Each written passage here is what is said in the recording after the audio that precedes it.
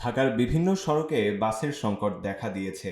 পরিবহন সংকটের কারণে ভোগান্তিতে পড়েছেন অফিসগামী ও কাজে বের হওয়া মানুষজন। যে অল্প সংখ্যক বাস চলাচল করছে তার বেশিরভাগই যাত্রীতে ঠাসা, ফলে অনেকে বাসে উঠতে পারছেন না। এই অবস্থায় উপায় না পেয়ে অনেকেই সিএনজি চালিত অটোরিকশা, কেউ বা অটোরিকশা, কেউ রাইড শেয়ারিং বাইকে করে গন্তব্যের দিকে যাচ্ছেন অতিরিক্ত ভাড়া দিয়ে। গত সপ্তাহে ঢাকার আব্দুল্লাহপুর হয়ে গাজীপুর রুটে চলাচল করা বাস গোলাপি রং করে টিকিটিংয়ের আওতায় নিয়ে আসার সিদ্ধান্ত নিয়েছে ঢাকা মহানগর পুলিশ। প্রাথমিকভাবে ২১টি কোম্পানির ২৬১০ বাস গোলাপি রঙের টিকিটিংয়ের আওতাভুক্ত করা হয়েছে।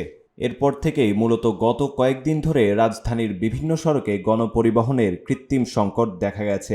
রাজধানীর খিলক্ষেত মোড় থেকে মহাখালী যাওয়ার জন্য বাসের অপেক্ষা করছিলেন বেসরকারি চাকরিজীবী হামিদুর রহমান। তিনি বলেন, দীর্ঘ সময় ধরে বাসের জন্য অপেক্ষা করছি, কিন্তু বাস নেই। অফিস টাইমে শত শত মানুষ রাস্তায় দাঁড়িয়ে আছে। যে অল্প সংখ্যক বাস আসছে সেগুলো যাত্রীতে ঠাসা, ওঠা যাচ্ছে না।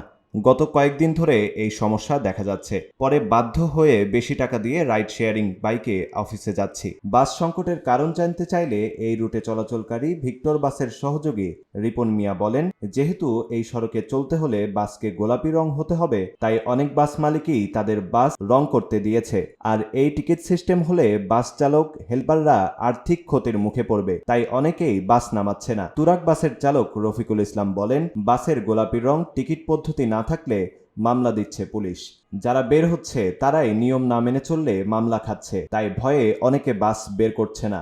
এছাড়া এই পদ্ধতির কারণে বাস ড্রাইভার হেল্পার সবচেয়ে লসে পড়বে, যে কারণে তারা ইচ্ছে করেই বাস নামাচ্ছেন না। রাজধানীর রামপুরা সড়কে দায়িত্ব পালন করা ট্রাফিক পুলিশ সদস্য এরশাদ আলী বলেন, সকাল থেকেই সড়কে বাসের সংখ্যা অনেক কম।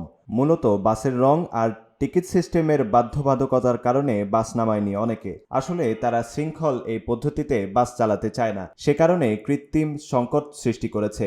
রাজধানীর মহাখালী এলাকায় কথা হয় অটোরিকশা চালক মাসুদ রানার সঙ্গে। তিনি বলেন, উত্তরা এয়ারপোর্ট মহাখালী এদিকে বাড্ডা রামপুরা সড়কে মূলত বাসের বেশি সংকট দেখলাম, যে কারণে সকাল থেকে এসব রাস্তার দুই পাশে হাজার হাজার মানুষ বাসের জন্য অপেক্ষা করছে।